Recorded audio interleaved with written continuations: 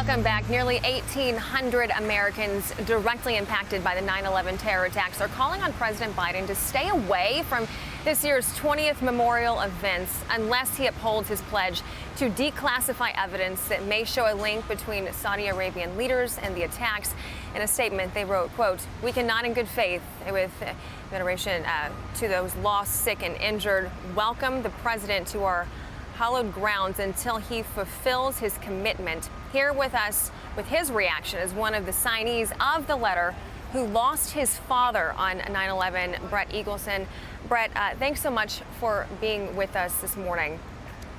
Thank you for having me. Okay, so first off, I just want to know a little bit about your dad and what do you want people to remember him by?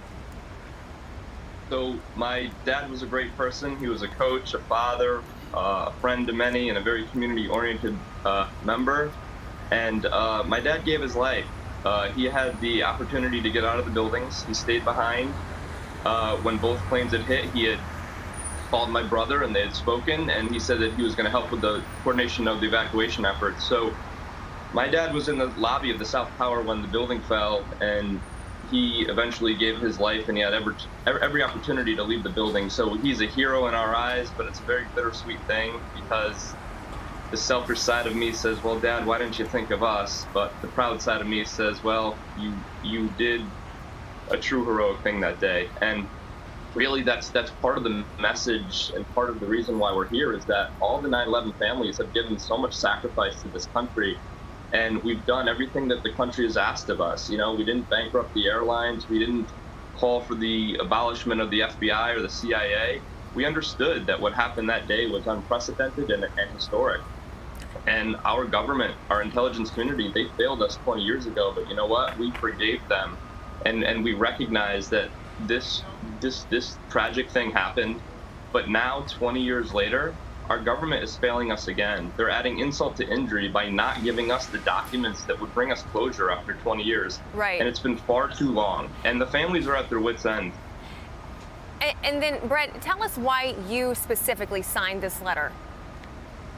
It's time for the truth to come out. And we would have signed this letter regardless of who it was in the Oval Office. It's the 20-year anniversary. We need help. We need a president that's going to once and for all take our side and not the side of the Kingdom of Saudi Arabia. Where is our hero? And President Biden has the true a historic opportunity to be the hero that we need. And we need to get this profile raised, quite frankly. We need the help of our United States government. And Brett, in 10 seconds or so for a response, if you could speak directly to President Biden right now, what would you tell him? This is an appeal to you, Mr. President. Please help me and thousands of other family members. Bring us closure that we deserve. Honor justice, truth, and transparency. That's what you campaigned on. Please help us. We need your help. We would welcome you with open arms to Ground Zero, but please standing by our side, fighting with us, not against us. All right, Brett Eagleson, thank you so much, and we appreciate so much your heroic dad and what he did that day. Thank you for being with us this morning. Thank you for having me. No problem.